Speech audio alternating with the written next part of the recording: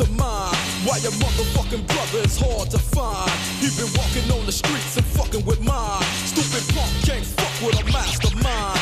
See, I never take a step on a Compton block or a lay without the AK ready to pop. Cause them punk motherfuckers in black and white ain't the only motherfuckers I got to fight. I think it's better to be telling the facts than cuffed up and jacked and fucked up with your niggas looking at you going. Everybody knows Dr. Dre don't drop a record a week. It's like, it's a process. What's your process before we get to hear a track? You know, it's not the same thing every time. It really depends on who I'm working with. I try to get inside of the head of the artist I'm working with, and the record has to be them. I don't go approach an artist and say, okay, this is the way I think your record should be. I just try to make what they're bringing better and just add whatever they're bringing, add my thing to whatever they're bringing. So I just try to get in touch with the artist, try to get in touch with their personality and what they're trying to do, and try to just take that to, you know, to levels unheard of, you know. That's real talk. That's just my thing.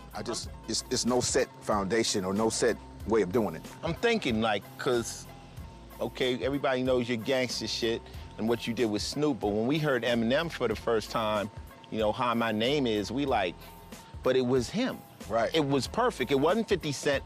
You captured Eminem. Right. You know, and I think that's the reason for longevity, you know what I'm saying? You vibe with the artist, and you just elaborate on what they have to give, and you just like make what, you know, I just add my thing to what they have, and that's all it is to it. Eminem, I'm gonna add my thing to Eminem. Snoop, I can't go in the studio with Snoop in an Eminem state of mind, if that makes any sense. Absolutely. You know, I just have to just be them almost, you know what I'm saying? That's what makes the projects come out so good. You got a young kid, he wanna be a producer like you. He wanna live the Dr. Dre life. He admires you to death. You see something in him. What would be the first lesson you teach him about this game of hip-hop? First of all, you have to make sure that this thing is for you and it's who you are, and you're built for this, you know? And then you have to give it the passion that's necessary. You know, like I said, I don't do it for the money. The money is gonna come. I do it because of the love that I have for it, you know what I'm saying? If I was a plumber or something like that, I still would make hip-hop records. That's how much love I have for it, you know? I feel like right now, I've been in the game close to 27 years, and I've actually thought about this just recently. Out of the entire my 27-year career, there's only been 2 weeks that I've been out of the studio. I've never been out of the studio longer than 2 weeks in my entire career. That's how much love I have for this thing that I do. So that's the thing, just the passion that you have for it, and really, really put your all into it, and make sure that your word is the last word. That way, you don't play the blame game or anything like that. If it comes out hot, it's on you. If it doesn't come out hot, it's on you. You know what I'm saying? That's all it is to it. I think people I've talked to that had the privilege of working with you have said the same thing in another way. They like, when you go in the studio with Dre, it's not a game. He's not your friend. He's in there, he's working, and you're gonna do it till Dre thinks it's right. And they all appreciate that. Yeah, because it's a big difference between a beat maker and a producer. Yeah, yeah.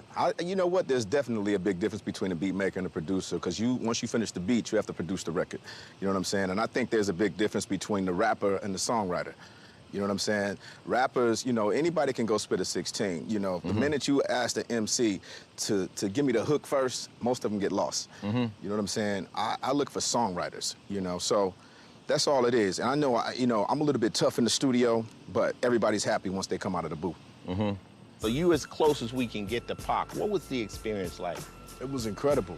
You know, I remember being in the studio with Pac, and he actually went in the mic booth to write, you know, and I'm like, okay, that's different. So I'm in the control room, and he writes the lyrics. All right, I'm ready, you know. He spits California Love, 1 or 2 takes. I was like, all right, put the next thing up. And he would just sit in the booth, you know, like, put the next thing up, right? Put the next thing up. You know, I think that's the reason why he has so many songs and so much material, you know?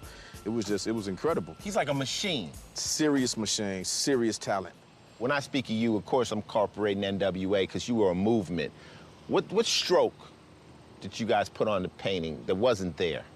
I think, just the element of the street. You know what I'm saying? That's what we were going for. I think you were a big part of that because our first record was basically just almost a remix of what you did with 6 in the Morning. You know what I mean? We did Boys in the Hood because of the love for that record so much. But we just wanted to basically put where we came from on the map. Back then, it was just a lot of New York going on, and we wanted to represent Compton, and we wanted to put Compton out there in a way where it was just like, it was hard, and we wanted to hit everybody across the head with a sledgehammer, like, listen to what the fuck we're doing out here, you know? We got something to say, too.